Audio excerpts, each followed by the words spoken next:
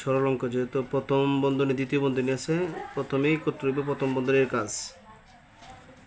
3 লিখব 3 যোগ দ্বিতীয় বন্ধনী প্রথম বন্ধনীর কাজ করতে হইবে আগে 14 বিয়োগ 10 থাকবো 4 গুণ 20 বিয়োগ 15 থাকবো 5 যোগ 30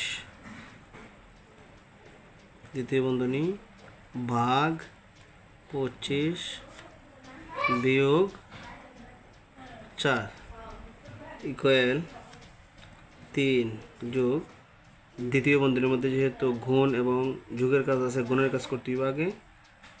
বন্ধনী থাকবে 4 5 20 যোগ 30 দ্বিতীয় বন্ধনী ভাগ 25 বিয়োগ 4 ইকুয়াল 3 জায়গা থাকবে যোগ দ্বিতীয় বন্ধনীর কাজ করব, বন্ধনী উঠে যাব 20 যোগ 30 50 ভাগ 25 বিয়োগ 4 ইকুয়াল এখানে যেহেতু ভাগ এবং যোগ বিয়োগের কাজ আছে, ভাগের কাজ করতে হবে আগে।